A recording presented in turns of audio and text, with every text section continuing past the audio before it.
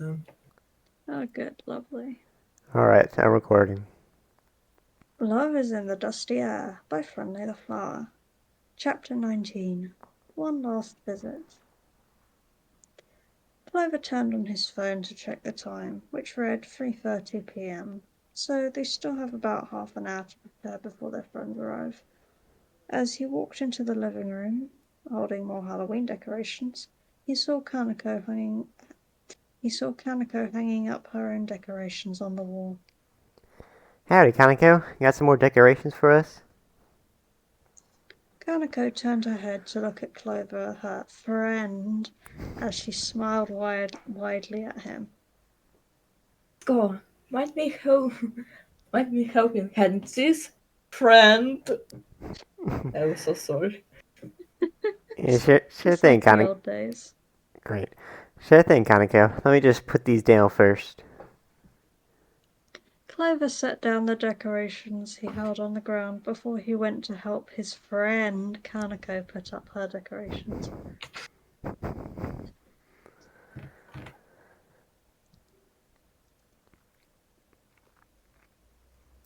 Clover stepped back once he finished. Whew, there you go. All set.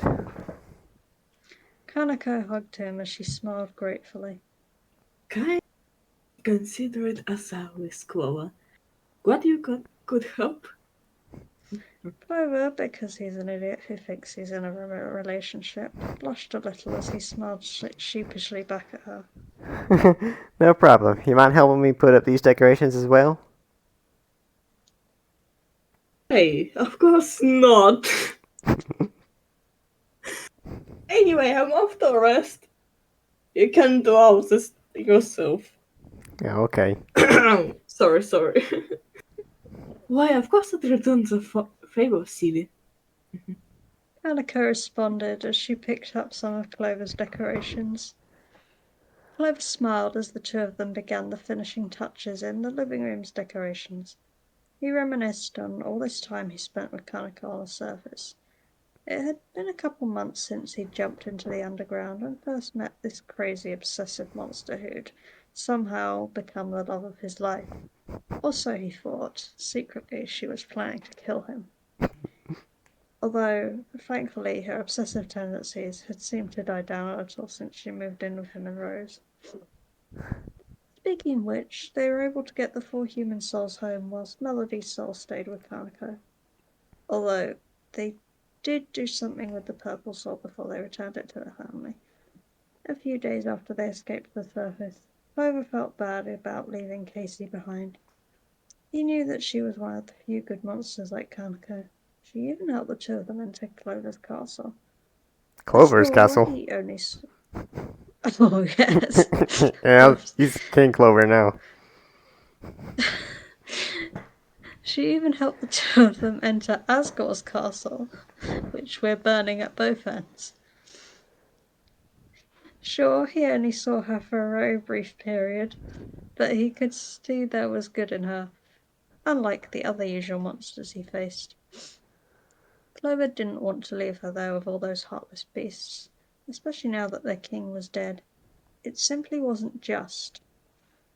Soon enough, Clover brought it up with Kanako, Flowey, and Rose. After some discussion, the Purple Soul agreed with Flowey to let Casey absorb their soul to let her cross the barrier. Their journey back in... I didn't agree to this. I actually have, like, a family here. Why do I have to fuse for some cat monster over here just because you like her? I think they unfuse after. Yeah, they once do. they cross the barrier. Oh, since when can you do that? What if I can't unfuse with her? What if I'm always stuck with a cat monster? I don't know. Am I'll I think of going some. to be a cat I'll girl? think of Become some a bullshit. furry. I'll think of some bullshit plot reason for it. Don't worry. It's fine. Be a furry. This is I your life don't now. want to be a furry. You're a furry now. No. Their journey back into the underground was rather brief but memorable thanks to the Purple Soul constantly complaining about being a furry. Rose caught his breath as they finally as they finally reached the top of the mountain where the hole they exited through a few days ago was. Phew, are you really sure about this, Clover? Clover nodded as they approached the cave leading back underground. I'm sure. With the four of us combined, there won't be anyone down there that will be able to stop us. But Clover, didn't you say you needed to absorb a boss monster so to leave? If I enter the underground with you guys, how am I gonna get out? Flowey looked at Rose as he was attached to Clover's arm. Well, there is one other boss monster I know of down there. Rose had a look of realization on his face as his expression darkened. Wait, you're talking. You're talking about that monster that killed me in those many runs before. Yes. Clover interrupted as he tipped his hat down, uncomfortable with the faint memories he had of it. Kanako tightly gripped her staff.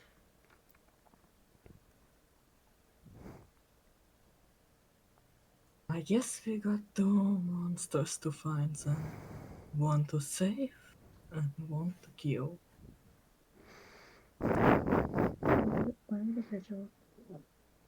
I aged 20 years after hearing you two bicker.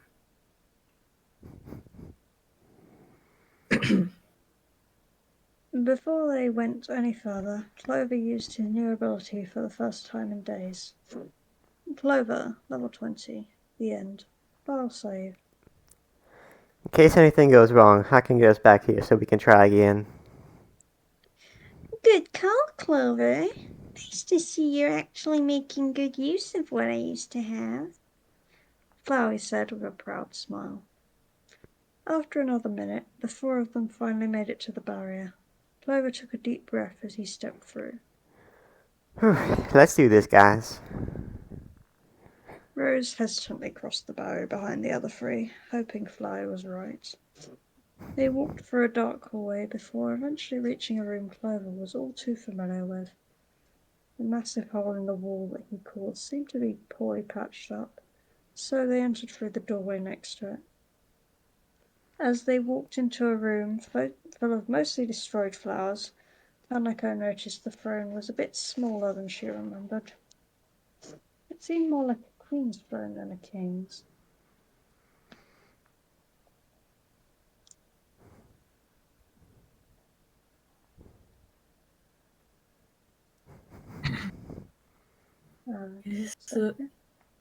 I'm here. Is this place occupied by anyone? Kanako thought out loud. A second later, the four of them saw a tall goat woman walk through the door. She wore a royal outfit with a crown on her head. Oh, that's convenient, Fly thought to himself. Rose stared at her, instantly knowing who this woman was. If looks could kill, Toriel would be cooked lamb right now, despite being a goat. Toriel's eyes widened as she saw the people in front of her. Then her eyes landed on Clover. My child! She yelled as she began running at Clover. Toriel didn't have any time to react. One moment, Rose was standing right next to Clover. In the next, his hand was right in front of Toriel's face. Rose immediately discharged his electric magic that he apparently has from his hand, the immense magic energy killing her instantly. Everyone stared in surprise as Toriel faded to dust before Rose grabbed her soul and fully absorbed it into his own. Kanako looked subtly impressed. Whoa. Guess your brother is that strong, huh? Clover slightly grinned. Yeah, we both need to be level 19 to beat Asgore. He could have destroyed him at level 1. Rose sighed in relief as he turned around to look at Clover, Kanako, and Flowey. Well, that takes care of one thing. Let's go look for this Casey person you were talking about. The four of them made the long journey out of the castle and down the elevator leading to New Home. They walked further into the desolate and ruined streets of the city. Not a monster in sight. Since they entered at night time, everyone was either sleeping or this place was really torn to shreds. Rose stopped walking as the four of them made it to a crossroad. We just know Casey lives in this place, but not exactly where. So this seems like a good place for us to split up. You got those walkies with you, Clover? Clover nodded as he reached into his bag. Sure do, bro. I'll give you and Kanako one. I'll stick with Clover so I can help him search, Flowey offered. Kanako took a walkie-talkie from Clover. Damn, you are a really geek flower. Anyway, let's make this quick. I'm sorry I shouted. No, it's fine. Oh my god. Who are you calling gay, Fox child? Well, I'm sorry, you're the one who sticks around Cole all the time. I can't even date him like I used to. Just go and date Rena. Be gay. Do crime. You know what? It's a good idea. Anyway, serious mode. Yeah, Kanako Let's- took a walkie-talkie from Clover. Let's make this quick. Let's make it quick. Rose took Clover's other walkie-talkie before he stepped back. Alright, time to start searching. Remember, if anyone gets in your way, you know what to do. Clover nodded as he looked at Kanako. Good luck, Kana. I'll let y'all know if we find anything. I hope to see you soon, Clover. Kanako responded with a smile at her friend. Rose and Kanako walked off in opposite directions as Flowey sighed. Hopefully this doesn't take too long. Come on, Clover. Clover began walking in a different direction, with Flowey wrapped around his arm. Casey sat by the window of her bedroom, looking out at the not-so-pleasant view of her half-destroyed city. It had been around 2 days since she basically assisted 2 people in killing the king. Sure, she was happy that they were able to pull it off and avenge her dead sister, and the fact she wasn't caught, but she also felt afraid when the queen suddenly returned and took the crown for herself. She only instated one new policy, which was that every human who fell down here must be brought to her alive. The real guard was skeptical of this degree, of course, and some of them planned to overthrow the queen. But since Undine was dead, they didn't really get far before that was shut down. Nonetheless, things have been much more chaotic ever since the king's death. Civil unrest, riots in the streets, crimes being committed left and right, and more gayness. Casey was smart enough to not involve herself with this and just stay in the safety of her own home. But that safety would only last for so long. She was beginning to run out of rations, and it wouldn't be long before she'd have to go outside and scavenge for some more food and supplies, which she figured weren't really plentiful at the moment anyway. Overall, Casey was nervous about what the future would bring. Her eyes landed on the bottle of alcohol on the table near her bed. She was feeling pretty stressed out lately, so that's Flowey.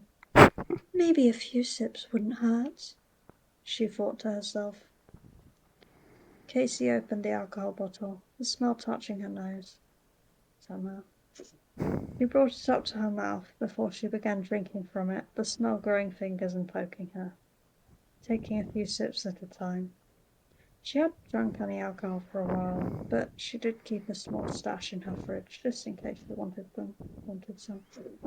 Then her sips turned into gulps as she downed the whole bottle, taking a few rests in between. Once the glass bottle was empty, she set it back down on the table before taking a long, exasperated sigh. What am I gonna do now?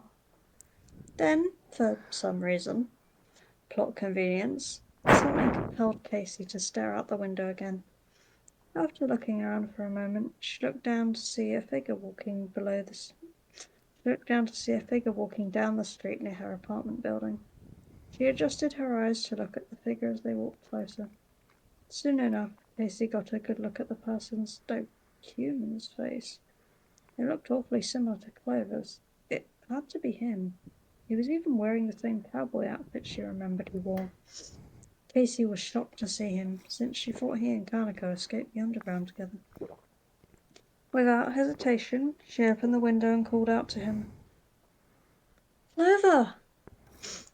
Rose stopped in his tracks as he heard a female voice call his brother's name. He looked. Why are you cosplaying as your brother? He looked up at where the sound came from to see a cat monster with pink hair and white fur looking out a window from the building above the building near him.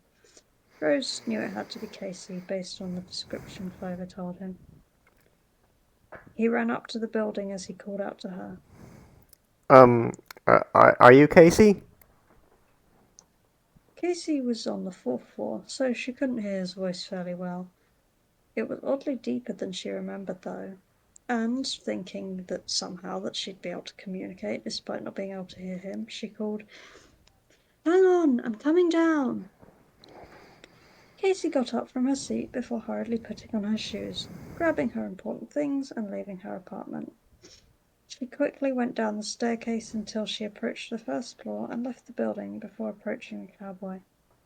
Once she got closer to him, though, she looked at him confused.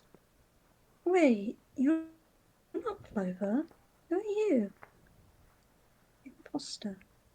The imposter nervously gulped as she approached him. I'm Rose, his older brother. Clover and Kanako came down here with me to search for you. Casey's cat ears perked up as she heard the names. Clover and Kanako came down here with you? Where are they? Rose pulled out his walkie-talkie. I'll let them know I found you right now. Clover, Kanako, Flowey, can you hear me?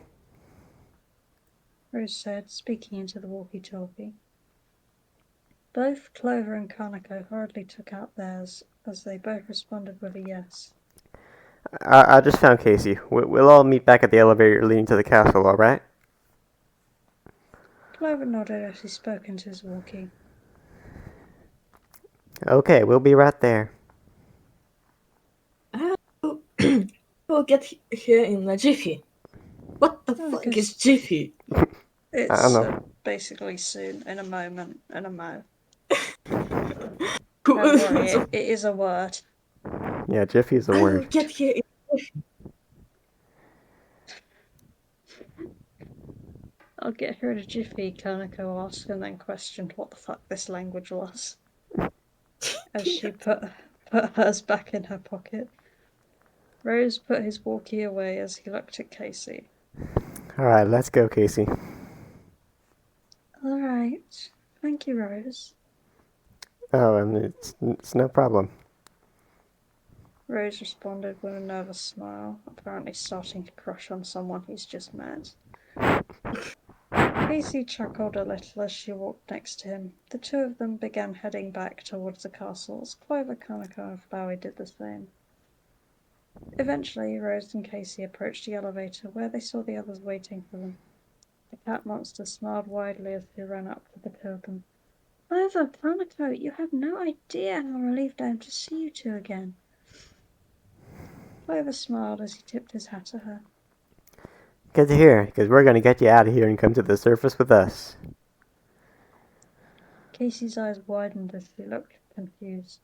But I need to absorb a human soul to cross the barrier. Unless you... Flowey focused on the souls inside him before releasing the purple soul from his body as it floated in front of him. I talked with this kid, and they agreed to give you their soul temporarily to get out of here. You better give it back afterwards.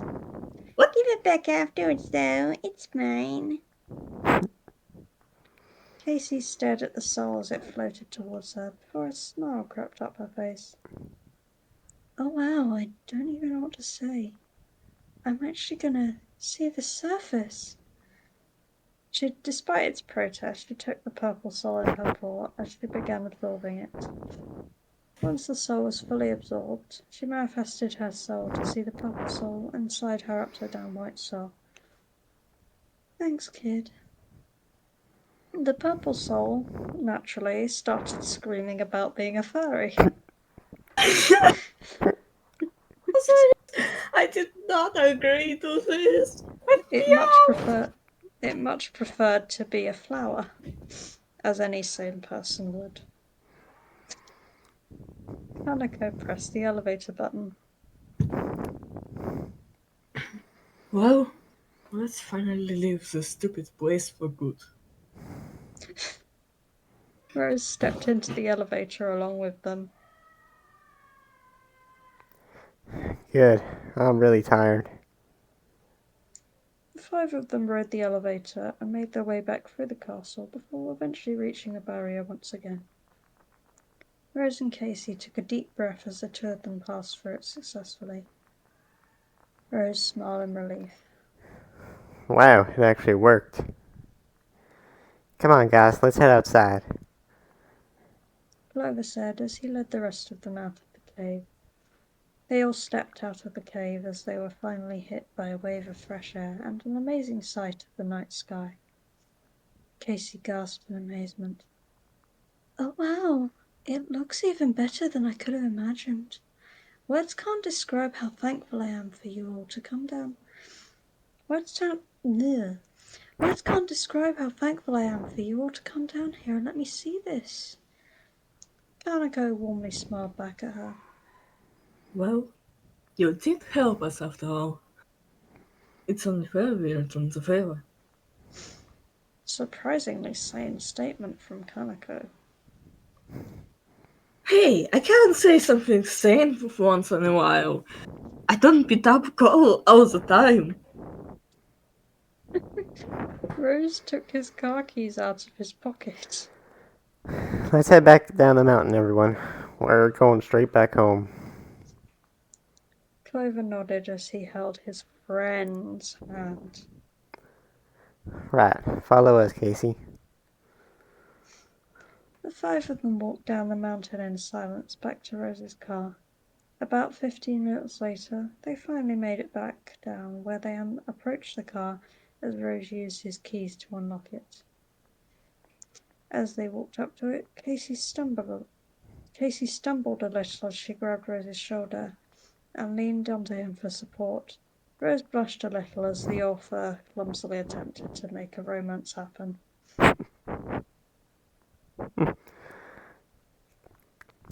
Wait, I can't talk. Casey! Casey let go of Rose as she slowly regained her balance in a very cliche manner. Sorry, Rose. I guess I'm feeling a little tipsy right now. I might have been drinking a little earlier. Kanako opened the car door. Jesus Christ. The monsters actually drink so much alcohol every day. Anyway. Anyway, well, just get in and rest in for a while. Also, we will drive us home. Okay. Casey climbed into the back seat of the car as Kanako went in with her. Then Wait! Rose sat. What? I have an idea! Oh boy. Monsters do say that you can just drown a person to make them tipsy, right? What the fuck are you on about? What? What? I don't think I've ever heard that. That's gotta be the stupidest thing you've ever said. My brain couldn't process Stupider that. than your crush on the cowboy. Well, I'm sorry, I tried to help. You should just shut your face. And you should just shut your petals! Well, I'm being voiced by the narrator, so I'm God. Anyway, then Rose sat down on the driver's seat while Clover plopped himself on the passenger seat next to him. He then started the car, as you tend to do, before putting it into drive. Let's finally go home. It only took a minute before Kanako noticed Casey was sound asleep. Flowey looked back and saw this before smiling. Well, looks like she's taking a little cat nap from Poppy Playtime. Yeah, I figured she needed the rest. Clover said, his eyes getting pretty heavy as well. Rose rubbed his eyes, his tiredness catching up to him. No, Rose, you're driving. Stay awake. I'll get us home soon, and we'll all be able to pass out and get a good sleep. Why are you so tired at 3 in the afternoon? Kanako yawned as she scooched closer to Casey. Well, I don't really feel like waiting. I guess I will join my cat friend over here and rest on the way. Maybe for an hour if you sleep on the road. As she said this, Kanako immediately passed out, leaning on the cat girl's shoulder. Clover looked back at the two of them before looking at Rose with a smug smile. Well, seems like both our girlfriends are fast asleep now. Rose yawned as he drove closer to the city they lived in. Yeah. Well, wait, what did you say? Nothing. Clover responded, leaning back in his seat. After several more minutes, during which Rose questioned Clover for what the hell he was talking about, they finally made it back to Rose's apartment before he parked the car in his space. Okay, we're finally here. Let's wake the two of them up. Clover got out of the car first as he opened the backseat door and tried to shake Kanako awake. Kanaka, wake up. We're here. Kanako groggily opened her eyes as she slowly looked up at Clover.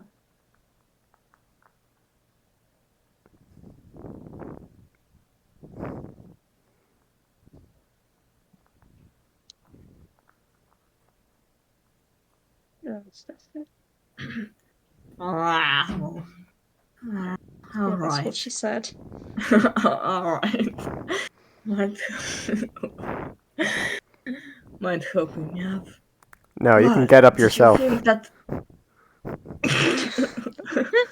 Get up yourself for What? taking Did so you long. think foxes wake up really handsomely? Or something? And this is why you're single. Clover grabbed. And this is why you cannot date close too. Clover grabbed his friend's hand and helped her out of the car and stood up. Then Rose opened the other backseat door and shook Casey awake. Casey, wake up. We're home. Casey slowly opened her eyes, her mind clearly still out of it. She looked up at him with a silly smile. Oh, Jesus Christ. Hi, handsome. Apparently so. Rose looked stunned as he stepped back, as well he might. This is a complete stranger. His face becoming as red as a tomato.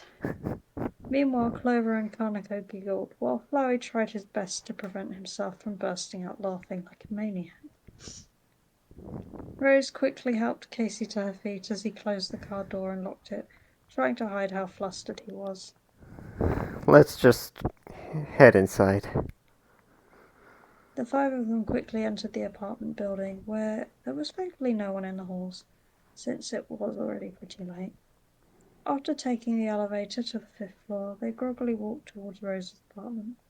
Once they made it to the front door, Rose fumbled with his keys before unlocking the door and opening it. He stepped inside as the others followed closely behind him. Alright, let's all get ready for bed now. Kanako rubbed her eyes as she walked towards the hallway.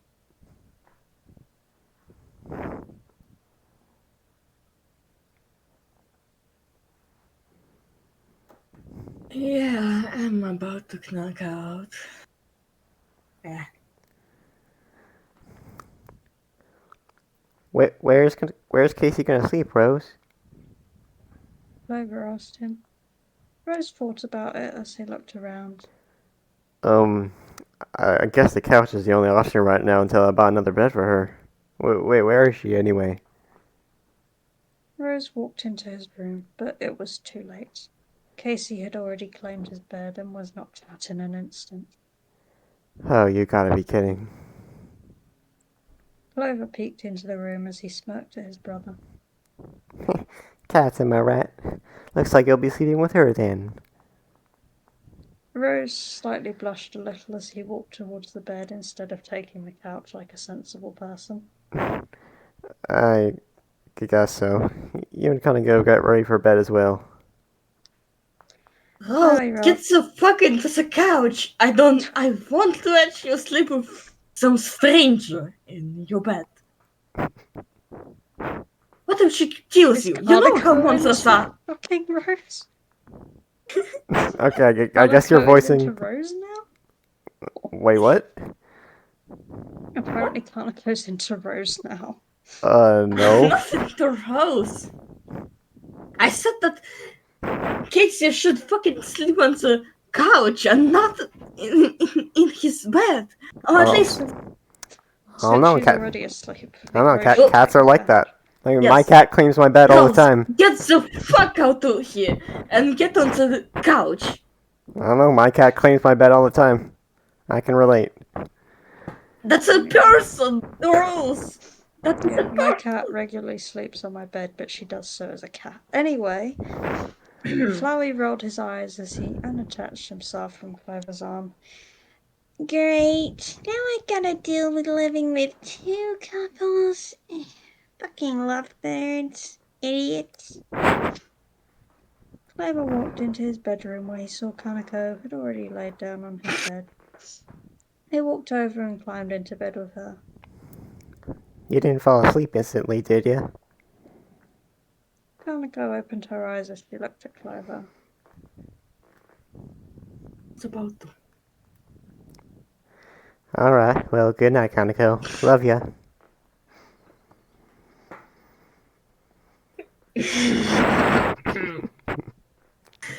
Sorry. I need to kill yourself. My God. Great response to being told you to fucking hell. Oh, you too, Clover. Kanako responded, resisting the urge to punch him, as the two of them quickly kissed before Clover turned off the lamp. Flowey popped out of the ground before laying himself on the bed because he is not willing to let them have a moment alone. You two idiots better not make out for 1,000 words again whilst I'm trying to sleep. I'm looking at you, Arthur. Clover chuckled as he closed his eyes. Hey, what about you wake out with him for 2,000 words instead of me? I didn't enjoy it last time. No.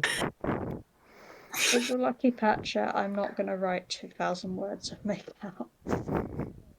Sorry. Thank you. Let's continue No, it's on. fine. Anyway, Clover chuckled as he closed his eyes. Nah, way too tired for that. Maybe tomorrow, though. Flowey let out an exasperated sigh. Oh, God damn it. As he closed his eyes before Clover and Kanako closed theirs because now they're synchronized. Kanako even began focusing on her soul. Melody, you here? Of course I'm here! Quite the adventure you guys had today, huh? Sure did. I think Casey will be a nice addition to our little family. She and Ross will definitely make a great couple, I think. Oh, sure, they will. Still not as great as you and Cole, though. I'm quite enjoying seeing you two trying to kill each other. Well, in fact, I might be doing everything for that cowboy myself. Kanako pouted, her eyes still closed. Hey, come on. You know he's mine. What do you mean he's yours? No one belongs to anyone. But anywho, we still share the same body after all, so it's not like I can physically take him from you. Besides, how can I resist his cuteness? You certainly couldn't. I swear to God, if the next chapter is just the soul possesses Kanako so she can go on a fucking date with Clover. No. If I do possess her body, I would just kill Clover. After all, this little shit didn't give me body.